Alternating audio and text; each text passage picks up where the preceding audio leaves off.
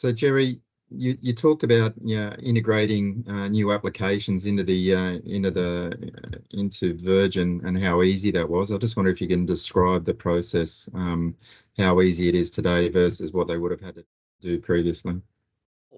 I guess there's several pieces to that. Let's just take one, which is integrating a new source of data, a new source of external data.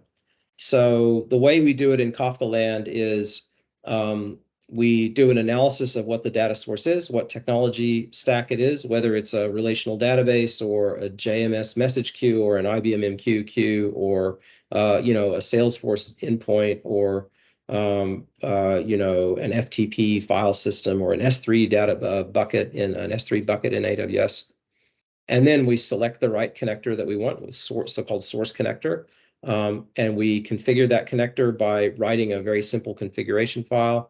And then when you upload that to a Connect server, which again is something you ought to outsource to Confluent, then presto, you've got a connector up and running, which is now subscribing to this data source and pulling data in and publishing it to a Kafka topic.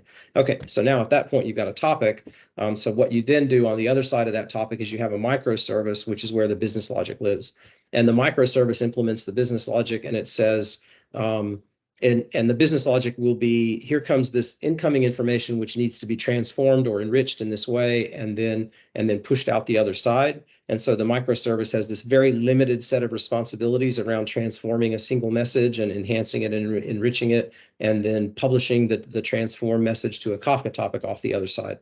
Because of the way Kafka works, and it's probably a little too detailed for this, but because of the way Kafka works, in a traditional environment, when you start talking about scale, and I guess that's another thing from a business perspective, is how do you scale this stuff?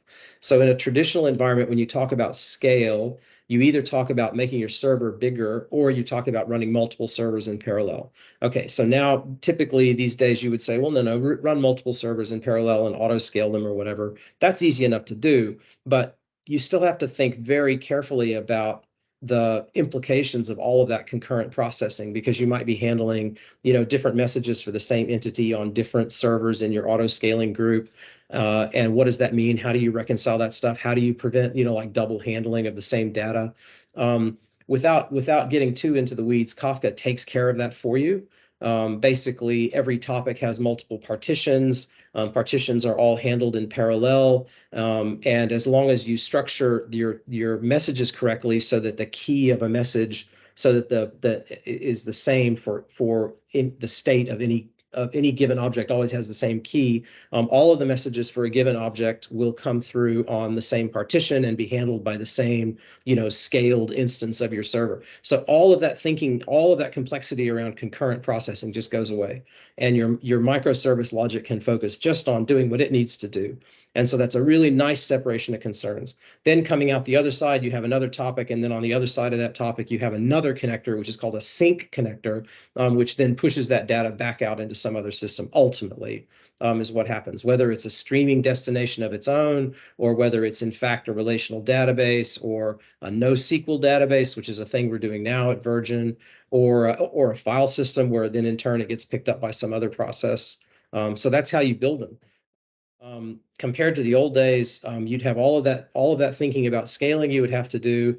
In addition to that, none of that connectivity was automatic, right? Like it wasn't nearly as easy to build to keep those concerns properly separated. You'd always have connection logic bleeding into your services and services sort of stepping on each other. The other thing that you don't have in a traditional environment is a notion of event streams as data. Event streams are they're just message buses that move stuff around, and they're pretty opaque. So there's no way to join multiple streams together to get out new sources of data. You have to write custom logic for that. And then think your way all the way through all of that concurrent processing, et cetera, et cetera. Whereas with Kafka, it just becomes very simple.